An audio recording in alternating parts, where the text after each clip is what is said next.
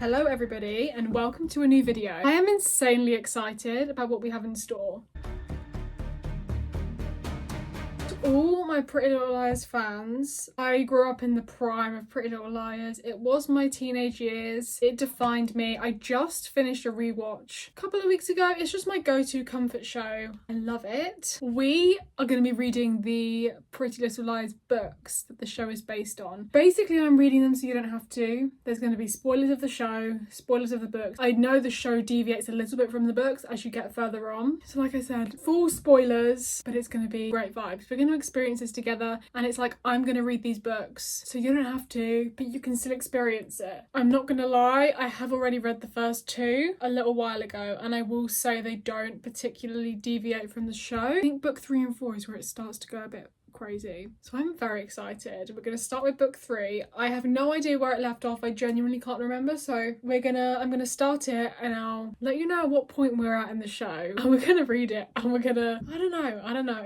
This video is for the Pretty Little Liars fans. I'm pretty much only the Pretty Little Liars fans. If you've never watched it, then firstly, what are you doing? And two, how have you never watched an episode of Pretty Little Liars? It's iconic. Iconic. If you don't know what it is, it's a teen show. Basically the whole premise of the show is people keep getting murdered. There's like this stalker person called A who is kind of blackmailing and torturing this group of girls through texts, and it's a whole thing. It goes on for 7 seasons. It's very convoluted, lots of plot holes, very dramatic, and just truly iconic. The show has never been made like it since. It's just a thing of its time, right? I think it ran from 2010 to 2017, I believe, and yeah, genuinely iconic. It has a special place in my heart, and like I said, I just finished a rewatch maybe about a month ago, it's truly my comfort show. So yeah, we're gonna pick up on book 3. I'll let you know, I'll start it, I'll let you know what point we're at because I genuinely can't remember. But I think book 3 is where it starts to get a bit more exciting. Because I know a couple of things that happen, like a few spoilers, but we're just gonna get into it. And like I said, just to remind you, this will have spoilers from the show and the books. So if you're thinking of reading the books, which honestly, don't, because then the way they're written, they're very much, they're almost written as like a 9 to 12 book. Same with the show. It's filmed and it's marketed as a kid's show. It's on a family channel, but actually, when you look at it deeper, it's actually quite dark and it's not appropriate for that age group. But the way it's written and the way it's marketed, it's very much a lot younger than how it reads, if that makes sense. So honestly, the books aren't that nice to read from an adult perspective, but I'm doing it for you and for myself. But I'm in the PLL mindset and I just need my PLL fix, truly. So yeah, let's start book 3 and see where we get. Book 3 is called Perfect, and like I said, I'm gonna need to start reading to let you know what point we're at. But I'm very excited. Like I said, I have a very strong, deep knowledge of the plot of Pretty Little Liars, purely just because 1, I'm obsessed, and 2, I've watched it so many times. I've watched Mike's Mike Unhinged recap multiple times. I would call myself a self-acclaimed expert, if you'll let me have that. So let's get it on my Kindle and we'll start, and I'll update you because I'm excited. Like I said, I don't know how many books we're going to get through. They're not long books, they're under 300 pages each pretty much. So I'm not sure how many books we'll get through in this video. It depends, but yeah, I'm excited. So I've just started. It's kicked off with Spencer and Melissa in sisters therapy. They're in therapy together. They've just very casually dropped that Toby Kavanagh, I don't know how to say this on YouTube, but himself. That must have been more of a plot in book 1 or 2. They've just casually dropped that. So Spoby fans, I'm sorry. You are not going to be getting that. Personally, I couldn't care less. I'm not a Spoby girl. Sorry to say. For me, they just have no chemistry. Oh, the writing is almost insufferable. A little bit.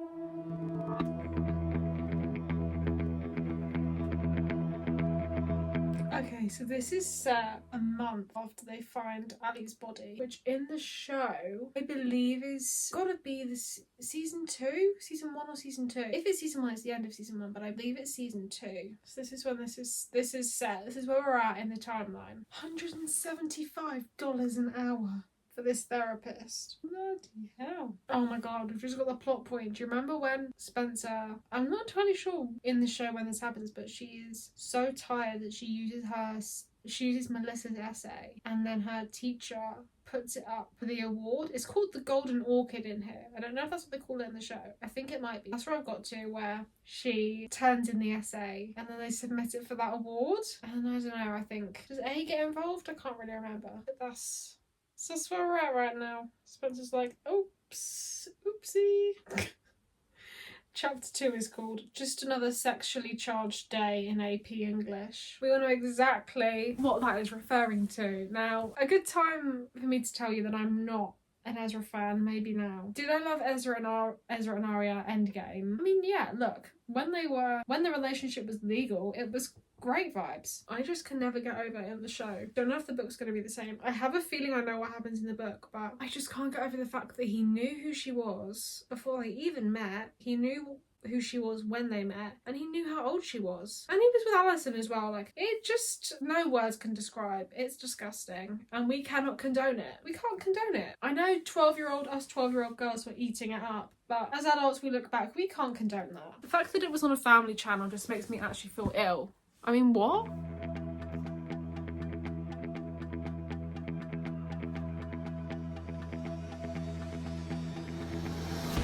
No way did Ezra just call on Arya in the English lesson.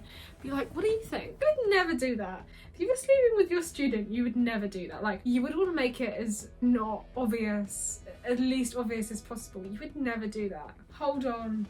I'd completely forgotten about this. I swear. So in here it's saying that Arya gets with Sean. I'm 90% sure it's the same Sean that Hannah is with in the show, and there's like this, like, not love triangle, but there's like a rift between Hannah and Arya because they're both like dating Sean, and then think like Caleb and Spaleb, that sort of vibe. I'm pretty sure it's the same Sean, who was kind and sweet and also happened to be gorgeous, apparently.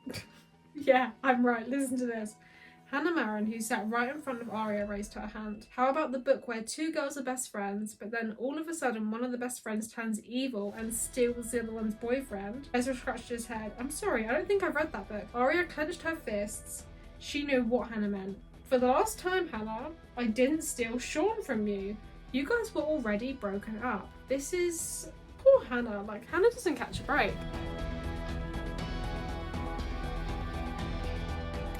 Ezra has... This is describing Ezra. He smiled, showing his two adorably overlapping bottom teeth. I just don't understand, actually. Girl. And he smelled good. Like chili powder, cigarettes, and old books.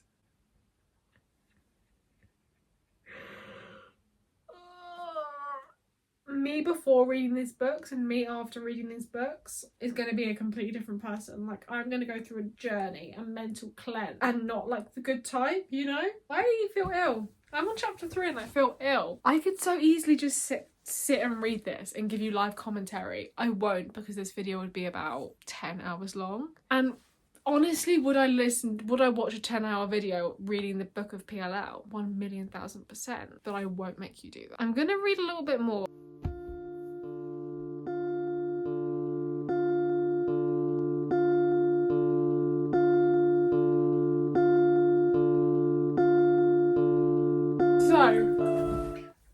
So, let's move you a bit closer so we can really have a heart-to-heart. I am a grand total of 25% through this book, and I read a bit whilst I was at work today, and I just, in my notes app, just basically information dumped some things that I thought maybe you'd like to know.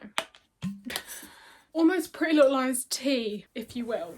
I'm going to tell you what I noted down because some of this stuff is interesting. So first of all, Ian is blonde and Spencer is blonde. Spencer is blonde. Like, I feel like we can't just gloss over the fact that Spencer is blonde. And basically, at this point that we are in the book, the girls literally refer to themselves as ex-best friends, and they're so much more bitchy and just generally unlikable They hate each other. They're actually mean and spiteful to each other, which I feel like we don't get in the show. Like, there's not that much of a rift. Like, they seem to very much find their way back together pretty quickly, like in the pilot. Not in the book. Oh my god, not in the book. They're being genuinely mean. And it's all centered around the whole Arya and Hannah and Sean. It's not really even a love triangle. Arya just stole Sean from Hannah. They had broken up, but you know, girl code. Justice for Hannah, some would say. We also find out that Toby wrote a suicide note, which I was gonna say, it just baffles me that Toby is not in the books. We get no Toby. Chapter 7,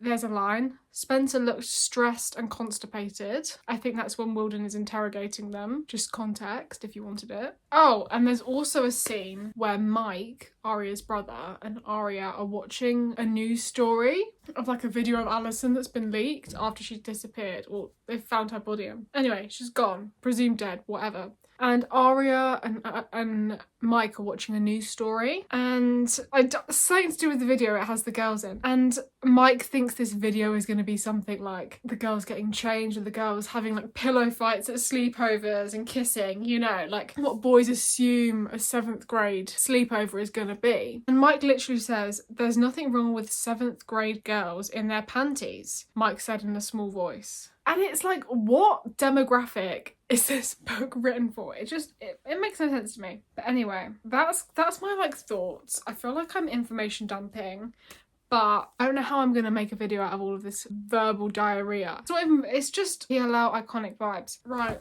we're gonna continue. Gonna try and get a good dent of this done, and I might need a break because it's not these books are not bingeable, I very quickly realised. But I'm hooked and I'm enjoying it. We're getting into the depths of the plot with a lot of like character building, not even character building, just setting the scene, I feel like, in books 1 and 2. I don't know when the A reveal happens. I don't know if it's end of book 3. From like the way we are in the timeline, I assume it's not. Anyway, we're gonna continue.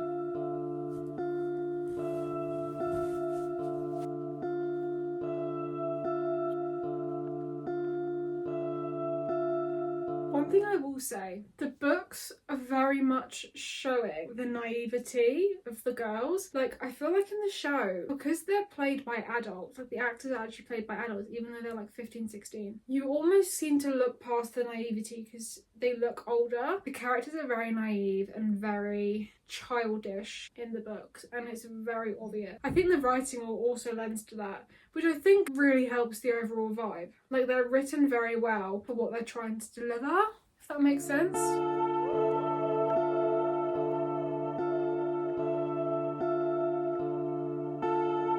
You know when Maya and Emily are at that party and they're kissing in the photo booth and someone takes the photo? Or A takes the photo. In the book, A puts it on the swim meet board, like where all the names are of everyone competing. A sticks it on the swim meet board with the words, "Look what Emily Fields has been practicing when she's not in the pool." That's the A we know and love. Oh my goodness. Absolute slay. We love that. We love that. I'm gonna be real with you guys. I'm struggling. My brother just made some gingerbread. So I have some gingerbread to try and power me through. Reading is a lot of effort for me right now, and it shouldn't be. I'm gonna try and get to the 50% mark. Currently 30% through. I'm gonna try and get to the 50% mark, and then I'll be proud of myself. Mike's character in these books is so iconic. Tell me why he just said, "Sorry, I don't speak PMS." Literally so real. Oh my god, homophobic Pam, you know, girl who invented homophobia, strikes again. Emily gets sent to a conversion therapy camp. Stop it. Was this too dark for the show? Apparently so. Pam, forget A. Pam is the real villain in these books. Truly, she's a racist and a homophobe. Forget A, honestly. I'm gonna be real with you. I do not know the last time I gave you an update. I'm also gonna be real with you.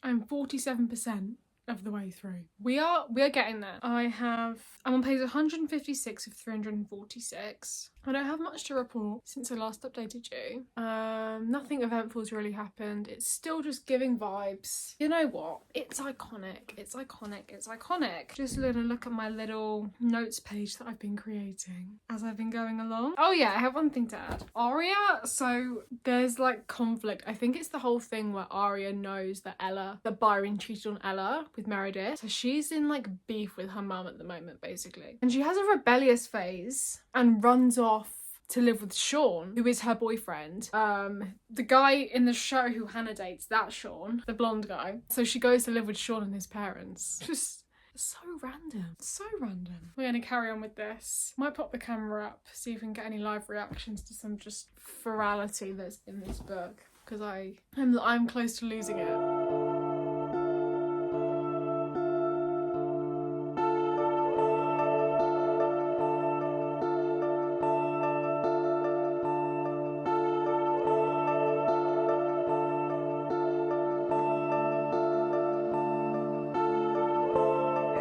Eating a Happy Meal. I'm not even going to comment on that. Apparently, because he likes the toys in the Happy Meal. I can't. Oh, and here we go. Predator Ezra is arising. The whole, first 3 books, they're not really together. I'm pretty sure they did the whole hookup thing. Probably in book 1, but Arya's with Sean. Her and Ezra aren't even, they're kind of right now it's kind of flirty vibes, but it's not like in the show where they're pretty much kind of together from the start, you know? Oh, yeah, we got a kiss. We've got an Ezra kiss. Someone get me a blindfold and just take me away. Honestly, I have no words. I was going to read a bit and come back to you. I just need to tell you what's going down. Hannah and Lucas are in a hot air balloon, God knows what reason, basically trauma dumping to each other in a literal hot air balloon. Do they have supervision? Are they not 16 years of age? How are they allowed in a hot air balloon? On their own? Where have they got a hot air balloon? Make it make sense.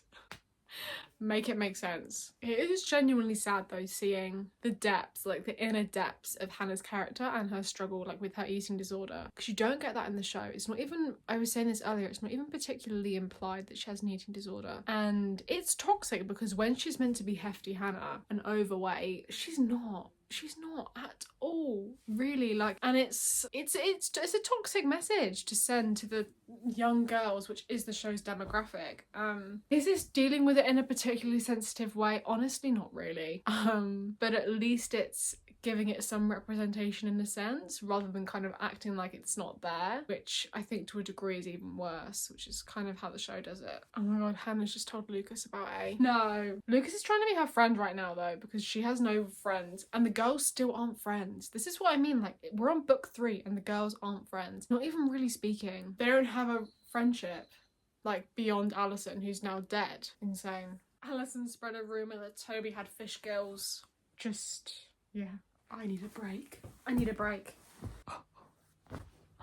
I wasn't going to update you until the morning, but this can't wait. Oh my good god, Ezra is about to be arrested. So Arya's gone to Ezra's apartment and I don't know if they're in bed or what, but she's in his apartment and the cops have just stormed in. I think Ezra is about to be arrested. Stop. Oh my good god, I never thought I would see this day come. You are under arrest. Stop it. As he should be. As he literally should be. You have the right to remain silent. Anything you say can and will be used against you in a court of law. I never thought this day would come. Okay, Sean's there. So Arya's basically ditched Sean. She's living with Sean and Sean's parents. She's ditched Sean to go and see Ezra. They're meant to be at Mona's party or something. No way. Has Sean ratted them out?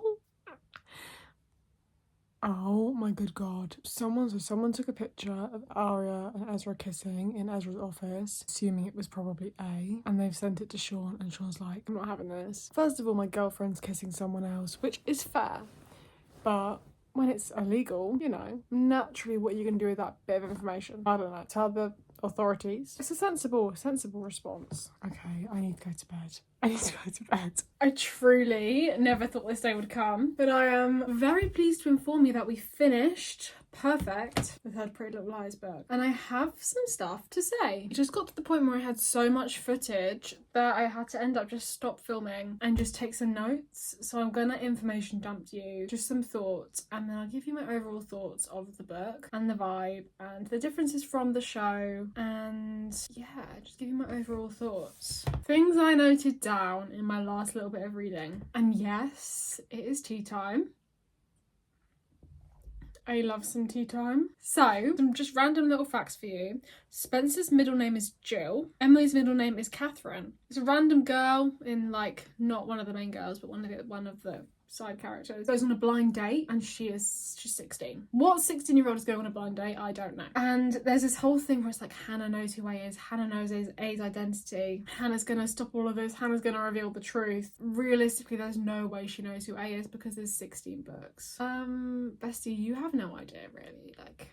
And the end of this book is iconic. I'm going to get to it in a minute, but if you hadn't watched the show and you were just reading these books, the end of this book would be the cliffhanger of all cliffhangers. I'll talk about the ending in a minute because that deserves its own like little spiel of just thoughts and feelings. This is a huge mug. I usually have a cup of tea this big. So my overall thoughts on the book. I think I've said this quite a few times, but the writing style is very much YA, even a step below YA. And it's similar to the show in the fact that it's marketed for a lot younger than it actually reads or watches and what it's actually deemed appropriate for. So it's not unreadable as an adult, but it's very simplistic, the descriptions are very literal, and there's not really much to infer from any of it, if that makes sense. Like, it's very much take it as it's said, which is fine, and it kind of works for this book, to be honest. It kind of works for this sort of story, but yeah, it's very literal and very to the point, and yeah, not much room for any inferences. Not much time really passed during this book at all. It seems like we're going to be moving very slowly. We didn't get an A reveal. We're not even close to really getting an A reveal. But yeah, it did what it was trying to do, and it was interesting. It was probably my favourite one so far that I've read out of all three in terms of just how readable it was. The girls still really aren't friends up until the very end of this book. So this book finishes with that scene where Hannah gets run over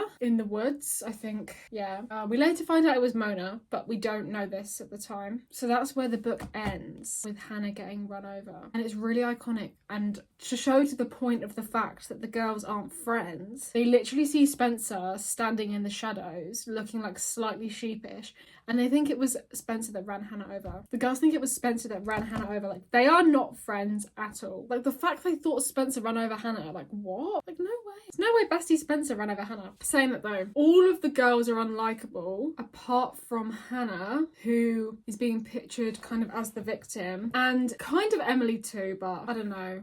Yeah, I would say yeah. But Aria and Spencer are very unlikable at the moment. Very unlikable. And yeah, you're not rooting for them even the tiniest bit. Yeah, I just want to read you. The last page of this book is truly iconic, and I want to read it to you because your jaw will be on the floor. Right, listen to this. Listen to this. So basically, Hannah's just been run over. They're trying to call the ambulance because she's not moving or whatever. Bessie's been run over. She's crippled. She's contorted, laying contorted in the road. It's not looking good for our bestie Hannah. Let me just read you a bit. A buzzing startled her. It took Aria a moment to realise it was her cell phone. Then Emily's call waiting lit up. One new text message, Emily's screen said. Aria and Emily exchanged a familiar, uneasy look. Slowly, Aria brought her Treo out of her bag, which I assume is like some sort of phone pager thing, and looked at the screen. Emily leaned over to look too. Oh no, Emily whispered. The wind abruptly stopped. The trees stood still like statues.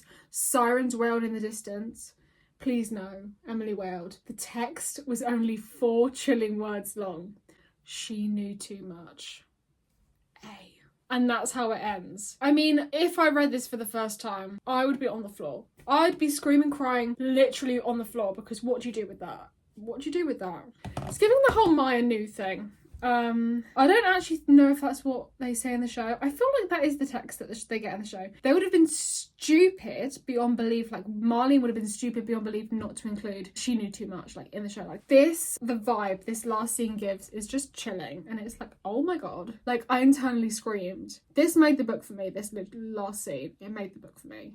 phenomenal writing. But this was so truly iconic. I just want to say to you all, thank you so much for watching this video. If you got this far, well done, because you just listened to me ramble for at least 25 good minutes. My initial plan was to actually read 2 of the PLL books in this video. Unfortunately, I talk too much, so that didn't happen, but I will definitely be doing a part 2, part 3, however many parts it takes for me to finish this series, because I'm determined, because I just love this so much. I love Pretty Little Liars so much that I'm determined. If you have read the Pretty Little Liars books, let me know your thoughts. This was truly, I'm reading this so you don't have to. Do I recommend you go and read these books? Honestly, no. I said that at the beginning and I stand by that decision. They're nothing groundbreaking. The show is 100,000 times better than the books, but it's just interesting to see how Marlene deviated from the original Sarah Shepherd books. It's just very, very interesting as someone who is such a cult fan of Pretty Little Liars. Did anything in this video surprise you? Can we believe Ezra got arrested? I'm still not over that. If you like this video, please give it a like, subscribe. Like I said, there will be a part 2, part 3, part 4 until I get through all 16 books, which will happen, I promise you. Seems out of reach now, but it will happen. I want to say again, thank you so much for watching this video, and I hope you have a lovely rest of your week, and I will see you when I see you. Bye!